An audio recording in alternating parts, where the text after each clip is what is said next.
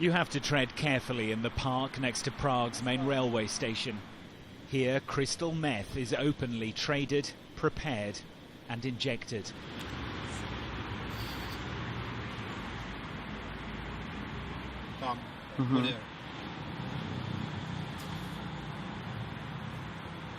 Vanda has been addicted for 19 years. He started using when he was 14 to escape abuse by his foster parents. He goes through half a gram of the drug every day. It costs him about £20. Like everybody else, I have certain depressions and inferiority complexes. People mostly judge me on the first look, label me, and it unhinges me. But when I'm on crystal meth, when I am under its influence, I don't feel it that way. I feel more free then, and I'm more relaxed.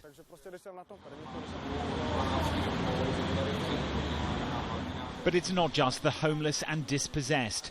Street workers offering a mobile needle exchange service in the city centre have witnessed an increasing number of white-collar users. We saw office workers emerge at lunchtime to use their services.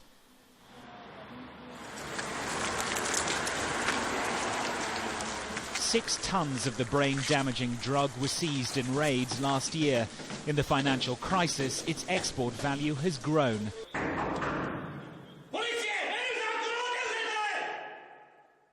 It's cheaper and easier to produce than cocaine and more versatile. You can use crystal meth in many ways. You can swallow it, whether in powder or in dilution. You can drink it, swallow it, sniff it. You can smoke it. You can inject it into your veins in all possible ways. So as the tourists flow in, the drugs are flowing out. 95% of all batches of the drug taken in the EU were made here. In 2012, crystal meth use in neighbouring Germany grew by 51%. So why has the Czech Republic become the world's Breaking Bad capital? In the Second World War, Hitler gave it to his soldiers to keep them awake. Its brand name was Pervitin, but was nicknamed Tank Chocolate by the Wehrmacht and Pilot Salt by the Luftwaffe. When the Iron Curtain was drawn across Europe, the Soviet leaders chose then Czechoslovakia as the centre of pharmaceutical production, especially ephedrine, a key ingredient of crystal meth. With Western drugs impossible to buy, home-cooked meth boomed. As the Cold War melted, so did border controls. Crystal meth is now big business. What police here have noticed over the last few years is a change in the scale of production out of the kitchens in the Czech Republic and into factories. The police department says organised crime has now taken over, moving production out of the city to large warehouses like this on the outskirts of Prague. The meth mafia are now setting their sights on more lucrative markets, not just in Europe. And then there are booming markets. I will give you an example.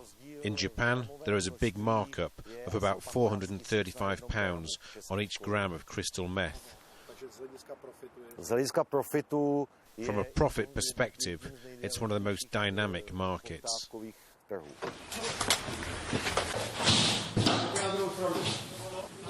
And now dominating the trade here are Vietnamese gangs. It's thought they moved into crystal meth because Czech police were so effective in cracking down on the manufacture of fake goods like handbags, their previous moneymaker.